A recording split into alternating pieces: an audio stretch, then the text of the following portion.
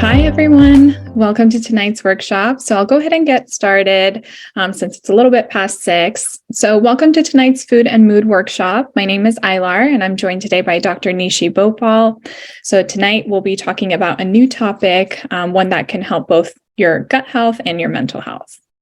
Okay, so this week, our topic is grocery shopping for mental health. So this is the second part of grocery shopping.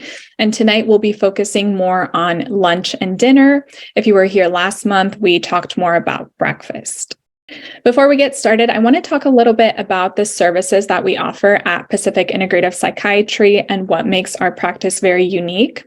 So at Pacific Integrative Psychiatry, we take a whole body approach to mental health. So we don't just focus on specific services that you might see at mental health practices, but we offer a variety of different services. So these include psychiatry, which involves medication management and integrative forms of treatment. We also offer psychotherapy, which is coaching and mindset work with Dr. Nishi and Josh, our nurse practitioner. And then I offer one-on-one nutrition consultation, and we offer really specific laboratory testing that's unique to our practice that can help us find the root cause of chronic conditions. And if you're interested in learning more about our practice, our website is right here. It's pacificintegrativepsych.com, and you can find us also on social media, places like Instagram, LinkedIn, and YouTube. All right, so here's a little bit of what you can expect for tonight's workshop. So we host these live workshops once a month. It's typically the third or fourth Wednesday of the month at 6 p.m. Pacific Standard Time.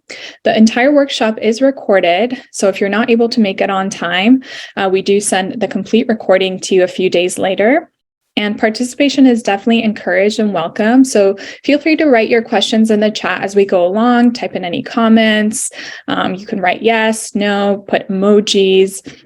And we send you a worksheet before the workshop that you can refer to, and you can use this as a guide. You can take notes on it.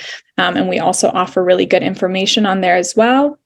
And then lastly, please respect each other's privacy, just in case someone shares something personal on here, and try to minimize any distractions as we go along. All right, so last month, as I mentioned, we had our workshop about breakfast and also healthy snacks. So how to grocery shop, how to meal prep for those. And if anyone was here, please put a yes in the chat. So I want to see who was here last time. So you can write yes, you can put a thumbs up. And then I also want to hear about anything that you tried. So what experiment did you try at home? Did you try to avoid skipping breakfast? Were you trying to meal prep a bit more? We also talked about how to check nutrition labels, which can be really helpful. So did anyone try to be more mindful of nutrition labels and reading ingredients? So let me know in the chat, what did you try and how did it go? And again, we'll try another experiment this time at the end of the workshop, something that you can come back with next time. So yes, practice reading nutrition labels. Perfect. Yeah, and we talked about how nutrition labels can kind of be hard to interpret and read. So paying attention to that and being more mindful of nutrition labels is really important. Soko said, yes, meal prepping, chia pudding with fruit for breakfast. Perfect. Yeah, I love that. And Soko, chia pudding is such a great way to include plant-based nutrients and protein for breakfast, and adding fresh fruit on top helps add extra fiber. So I love that. Anyone else try anything last month? Feel free to write it in the chat as we go along. And you can even take notes on your worksheet and share it with us during the next session. Okay, so I want to share a little bit about what you can expect for today's workshop. So today we're going to be talking about food for mental health. So it's not just food that can help your gut health, your digestive system, but we really want to focus on the types of foods that can help improve your mood, specifically things like depression and anxiety. So you can really notice a difference in how you feel mentally by changing the way you eat. So we'll talk about how to shop for food that can positively impact your mood. And then at the end of the workshop, I'll share a new recipe with you guys. It's a really easy and simple one. It's vegan and gluten-free. And then we'll go over a monthly experiment, something you can take away and try at home. And then we'll wrap up with a Q&A.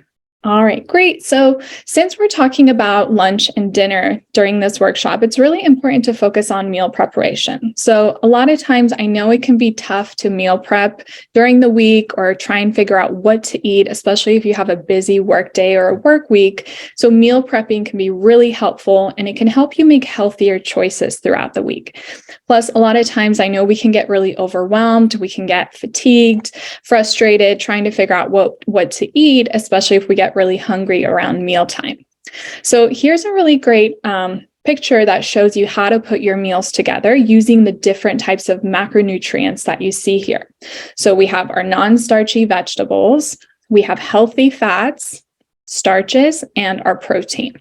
So we're going to talk about each of these categories separately and how they can all give you energy, how they can positively impact your physical health, your gut health, and your mental health. All right, so first category we'll talk about is protein. And here I've just laid out a few examples of healthy protein ideas that you can try to add into your meals. So we have things like wild salmon, eggs, and I recommend pasture-raised eggs if possible. They're going to be higher in omega-3s. They're going to be a better source of protein for you. Chicken breast, black beans. So these are the plant-based sources of protein. Tempeh and tofu, which come from soy, and then lentils as well. So you might be thinking, well, why do I need protein in my meals? And why is it important that I get protein? So first, protein provides us with energy. So as most of you probably know, the food that you eat gives you energy, but why would you want to get the energy from protein? So when you eat protein, you notice that you feel full, but you feel full and energized for much longer. So the reason for this is because the protein helps with stabilizing and balancing your blood sugars, and it can increase your satiety. So the more protein you have in your meals, the longer amount of energy you have and the more full you feel. And on average, a lot of people don't get enough protein in their meals. And especially the first thing in the morning when you wake up, we talked last workshop about how you really want to get protein into your breakfast, but you also want to continue this pattern throughout the day for lunch and dinner. And you might think, if you don't have enough protein, when your blood sugars start to go low, your mood might start to go down. You might start to feel more tired and fatigued. So it can really negatively impact your mental health as well if you're not getting enough protein in your diet. And on average, adults can require anywhere from 20 to 25 grams of protein per meal. So that can kind of put it into perspective to see how much protein you need throughout the day. All right, so the next category are our starches. And here I've specifically written complex starches. And the reason for that is because the types of starches we can get in our diet can come from so many different forms. But when we incorporate complex starches, so some examples here are quinoa, wild rice or brown rice, steel-cut oats, black beans, sweet potatoes, and lentils. So black beans and lentils are both examples of starches and protein, as you saw them in the last slide. So the complex starches can provide you with carbohydrates, but they can also provide you with fiber and different nutrients because they're a multi-grain whole grain source. So you're not just getting the pure sugars and starches from a carbohydrate like white bread or white rice, but when you have the complex starches, you're adding extra fiber and vitamins and minerals into your diet. Plus, what happens with complex starches is that they take longer to convert into energy and sugars, so they don't spike your blood sugars in the same way as a simple starch would. So complex starches can be healthier for you. But again, I always recommend combining your starches with a protein because the combination of the two can really help with balancing your blood sugars, and it can increase your satiety. Plus, it can help with your mood and your energy levels because you're getting energy for a longer time throughout the day.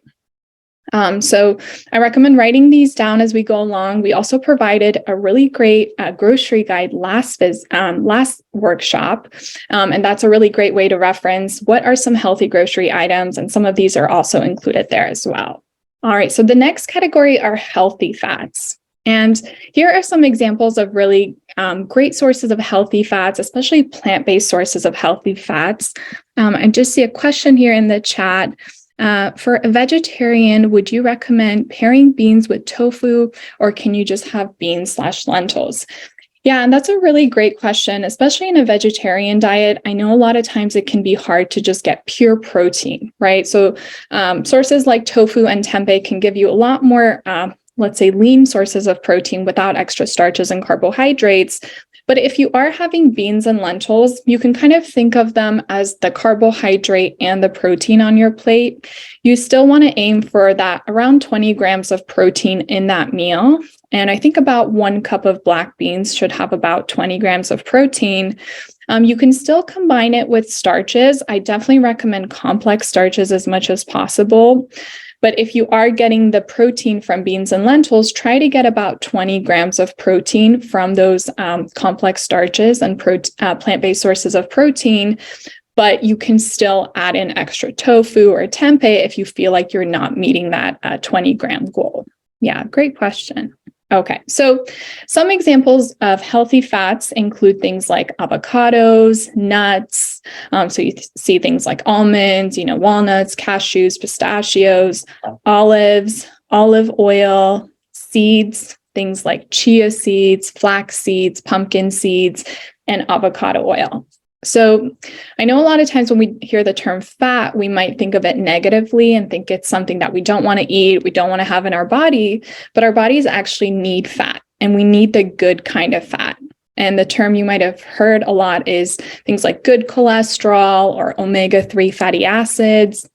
And the reason for this is because the brain is actually mostly made up of fat. So it needs fat, and it needs good fat to function. Also, the outer membrane of our cells are made up of the good kind of cholesterol. So we can get these healthy fats from a variety of different sources in our diet. Plus, healthy fats, omega-3 fatty acids, have been shown to help reduce inflammation. So inflammation in the body, inflammation in the brain. And lower rates of inflammation, studies have shown, is associated with reduced risk of things like depression and anxiety. So eating more healthy fats can actually positively impact your mental health. Lastly, a lot of hormones that are produced in the body are actually made of the cholesterol molecule, so the good cholesterol. So when you eat a lot of healthy fats, you're giving your body the proper nutrients that it needs to produce a lot of these key hormones. So here are the examples, and I recommend trying to get healthy fats into at least 1 or 2 of your meals a day. Depending on what the source of the healthy fat is, you're going to have to get different servings and portion sizes. But as an example, you could do, let's say, 1 tablespoon of olive oil or avocado oil as a salad dressing. You can have a handful of nuts or seeds as a snack in between your meals, or you can add 1/4 or half of an avocado to a slice of toast, maybe with some eggs for breakfast. All right, so the next category are the non-starchy vegetables. And the reason why we focus on non-starchy vegetables is because we already had the starches category of our meal. So starchy vegetables would have been things like potatoes, pumpkin, corn, squash. But non-starchy vegetables don't have the additional starches and carbohydrates that come with those vegetables or the complex starches that we looked at. So some examples include things like mixed greens, carrots, cucumbers, cauliflower, broccoli, bell peppers. So there's a variety of non-starchy vegetables. So we have a lot of different categories to choose from. And a lot of times I'll hear from my clients, I don't like to eat this vegetable. I don't like to eat that vegetable. And I always say, it's okay. You don't have to eat all the different types of vegetables, but variety is important. And the reason for that is because different vegetables give us different vitamins, different minerals, different amounts of fiber, nutrients. So if you can get variety, it's going to be more helpful for your body to get things like vitamin A, vitamin C, vitamin E, and looking for the colors of the rainbow on your plate whenever possible. So if you have some tomatoes, you have some carrots, you have some cucumbers, you're getting a lot more different nutrients versus if your entire plate is made up of one color, right? But again, the non-starchy vegetables are made to be incorporated into your meals with other categories. So eating a salad by itself may not be a complete meal unless you add some protein to it. You can add some of the complex starches and even the healthy fats. All right, great. If you have any questions, feel free to write them in the chat. If you want to put in a thumbs up, I want to make sure everyone's following along and understanding everything that we're going through. And I want to share a healthy recipe while I wait for everyone to write their questions if you have any. And this recipe is really simple to put together. I actually made it myself last week, and it's made with a lot of whole foods. So that's a huge focus as part of an integrative practice where we really talk about eating a whole foods diet as much as possible. And I know it may not be realistic to eat healthy or whole foods every single day, but the goal is to try and implement it most days of the week. So this recipe includes things like quinoa, which would be in the complex starches of our category, black beans, which would be considered a protein and a complex starch. We have things like tomatoes, cucumbers. So you can see this bowl right here has a lot of different colors, right? We talked about trying to eat the rainbow, trying to get different categories, different nutrients into your bowl. It's also vegan or vegetarian for those of you that don't eat meat, and it's gluten-free. It's made from quinoa. So your worksheet should have the complete recipe and the instructions for how to put this recipe together. And I recommend sharing it with other people, telling them about why it's healthy, why it's good for you. Plus, it's a really easy way to meal prep throughout the week, right? So you can add this to another dish. Like Anaga said, you can add it to things like your tofu, your tempeh, or you can have it by itself as a lunch or dinner. All right, great. So let me know in the chat, how do you plan on eating your quinoa salad? Do you plan on having it for lunch, for dinner? Are there certain ingredients that you want to add into your quinoa salad? And if you have any questions, also, please write those in the chat as we go. All right, great. Yeah, I'd like to try this for lunch. Yeah, it's a great recipe and I highly recommend it. You can even enjoy it warm. I know that might kind of sound weird, but with the colder months, you might want something warm. So heating up the quinoa salad or adding in some warm protein on top or on the side. Soko said dinner with some salmon. Yeah, perfect. That's exactly what I was thinking. So you can have it with dinner and you can add the salmon for some extra protein to try and get that 20 grams of protein for that meal. Sabrina said dinner with veggies and shrimp. Yes, I love that. Yeah, even adding more veggies into it, having the shrimp for extra protein. Anaga grilled veggies. Yeah. And I love modifying this recipe. So using different vegetables or there's different types of quinoa. There's like rainbow quinoa. So you can add in new veggies or use a different type of whole grain complex starch as your base. So you can really play with it and you can use different spices or you can use different dressings. Like you can add some extra virgin olive oil on top or some fresh squeezed lemon. So you can definitely change it up and make it taste great anytime. All right, great. So please keep sharing in the chat if you have more questions or if you have more ideas for how you want to have the recipe. But while we do that, I just want to share the monthly experiment from today. So for those of you that may not have been at previous workshops, each month we like to have an experiment, something that you may have learned from today or something you want to try at home. And the goal of this experiment is to help enhance your self-awareness. So paying attention to how you're eating, how is it impacting your digestion, how is it impacting your mood, your mental health. So I recommend selecting one thing to try this month. And a great place to write this would be on the worksheet that we sent to you in the mail. So what is that goal? What is that one thing that you want to try, that one monthly experiment? So from today until the next time that we meet. And feel free to let me know in the chat, what is the experiment you want to work on? And I have some examples here. So for example, do you plan on adding more protein to your lunch or your dinner? And I always recommend starting with one goal at a time. I talk with my clients about this all the time. When we try to change too many things at once in our diet, it can be a bit overwhelming. So if your goal is to increase the amount of protein you're having every day, start with just one meal. That's a really specific goal, and it's usually easier to implement rather than trying to change your breakfast, your lunch, and your dinner every single day of the week. Other examples of goals or experiments you could try are eating more healthy fats. So again, maybe your goal is to add more healthy fats to your dinner tonight. Maybe you want to have some olives on the side of your dish. Maybe you want to add some avocado to your salad. And then the other goal, which can be a really important goal to try, and I always recommend this, trying to do this most days of the week whenever possible, and that's meal prepping. So studies have shown that when we meal prep, we actually tend to eat healthier. We tend to eat more fruits and vegetables. When we meal prep at home, we buy more fresh ingredients. And also meal prepping allows us to make things that we like to eat, right? And it can reduce a lot of that fatigue, that frustration when we come home or during our lunch break and we don't really know what to eat and we just want to grab the first thing, that we see. Plus, when we're hungry, we tend to crave more sugars and carbs. And the reason for that is because the brain tells us to eat the first thing that's going to get our blood sugars up the quickest. So the brain knows where the sugars are accessible, are something that's sweet, or a simple starch or carbohydrate like pasta, French fries, potatoes, right? All those foods look really attractive, and it's because we're hungry and our blood sugars are low, and we want to get them up as quickly as possible.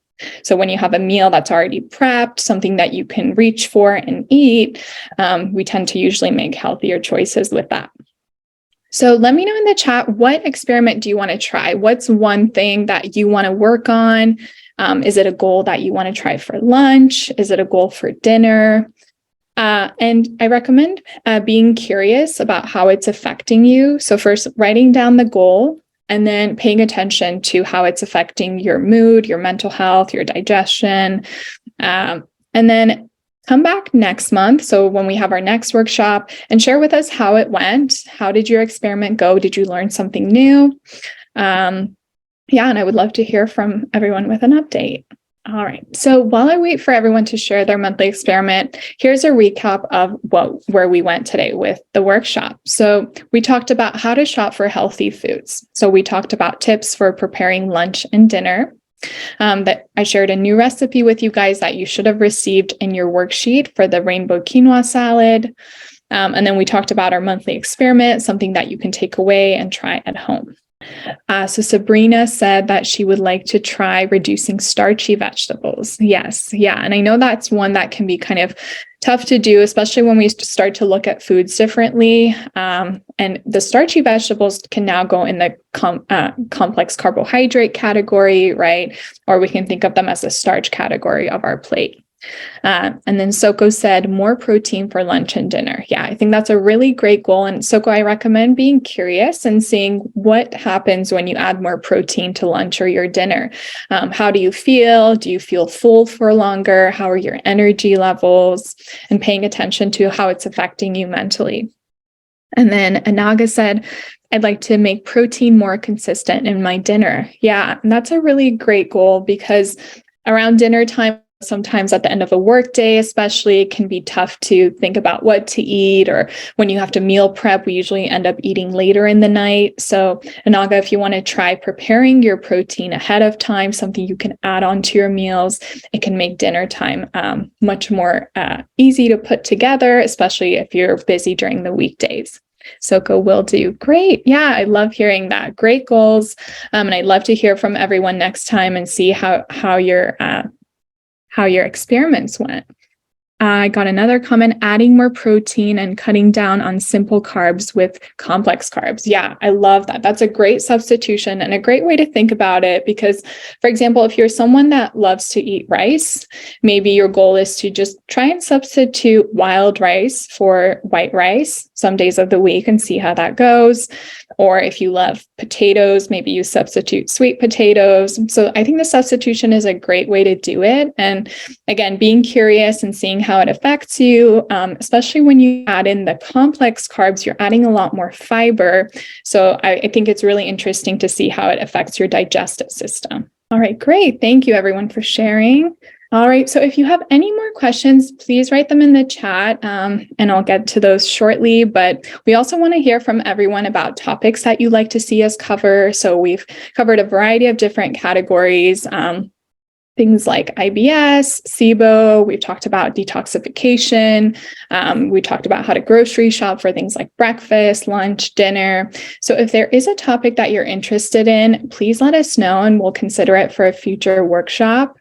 And then if you're interested in learning more about Pacific Integrative Psychiatry and what makes our practice really unique, the services that we offer, we have our website right here. It's pacificintegrativepsych.com. And you can also follow us on social media, places like Instagram, YouTube, LinkedIn, and we share really great tips on there as well. Plus, it's a great way to learn about our next workshop. I have one question here. Sabrina, do you have recommendations or sample meal plan and shopping for a family of 4? Yeah, that's a really great question. And, I definitely think meal planning, especially for families, is such an important thing to do. And I think the best way to approach it would be to use our grocery guide. So Sabrina, if you didn't receive that, please feel free to send us your email. You can send it to me in a private message if you'd like, and we can send you our grocery guide that we shared at the last workshop. It's a really great way to look at all the different categories of things like, protein, you have your starches, you have your healthy fats, non-starchy vegetables. And I really recommend using that model of putting the meal together and putting all these different categories next to each other to create some balance within the meal. But I think the grocery guide is a really great way to start preparing for your meals. And it also depends on what kind of ingredients you like to use. And one thing I recommend for anyone that's looking for recipes and healthy, dishes to make. I know social media can sometimes be a bit overwhelming if you're looking on places like Instagram or Facebook. So places like Pinterest might be better. There you're not looking at a lot of different things that might be more distracting, but Pinterest, you can put up something like healthy quinoa salad and you'll get some really great ideas. Great. Yeah. Thanks for sharing your emails. Perfect. All right. Does anyone have any other questions before we go? Hi, Laura. I have a couple of questions. Go ahead. Thank you for that presentation. Really helpful. And so a couple of questions, just thinking about grocery shopping. What are your thoughts about for beans and lentils canned versus dry beans? And then the second question is also the grocery store, sometimes they have a deli where they've got ready-made salad combinations and things like that. What are your thoughts on those ready-made foods? Mm-hmm. Yeah, that's a really great question. And, when it comes to grocery shopping, I think one of the most important things is to first try and avoid shopping hungry. So I know a lot of times, especially if it's during a lunch break and we're really hungry, we tend to just kind of go for different options versus if we're not as hungry, we tend to look around more, look at ingredients and see what options are available. So for the beans, I think canned beans can be okay, especially if you're preparing something like a quinoa salad. But again, looking at all the different options, because I know when you go in the canned section, you'll see there's like 3-4 different types of just one kind of bean, like different types of just black beans. So if you can find organic, it can be healthier. There's less pesticides, chemicals used for growing the beans. The price difference can be minimal. Looking for lower sodium options. And then lastly, looking at ingredients. So seeing what's in this, what is in the can of beans. Are there sugars, salts, oils? What is it? Preparing the beans from scratch can definitely be healthier, but I know it can be time consuming. So if you are buying the canned options, those are some of the recommendations I would make. If you're buying a packaged salad, same thing, definitely look at the ingredients. So seeing, what is the first ingredient in there? If it's, kale, spinach, that's going to be in the largest quantity inside your salad.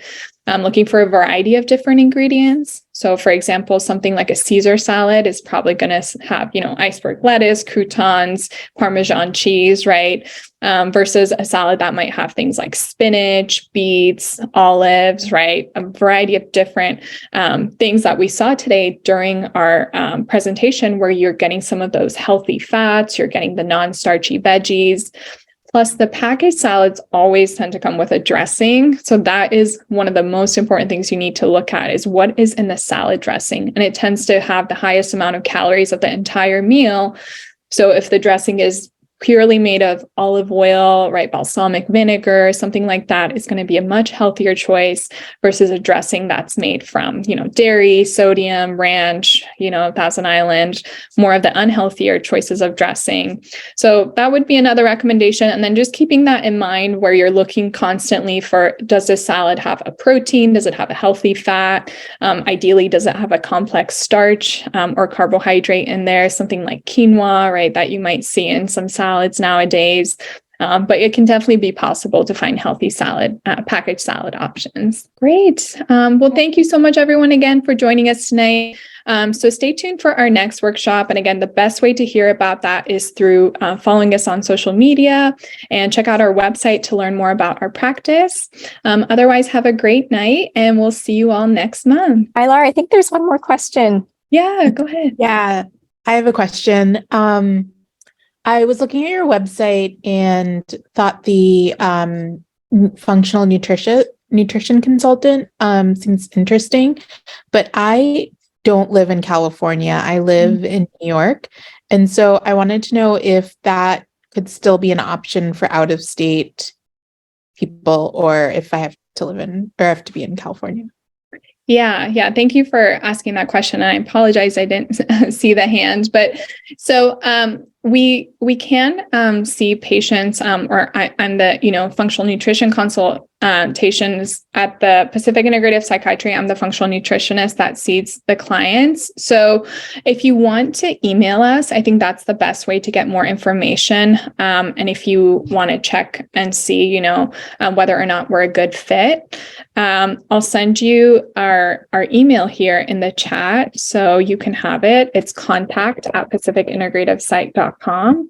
And that way you can get in touch with us. You can have a free discovery call. That's what we offer for a lot of clients. And you can see if we're a good fit.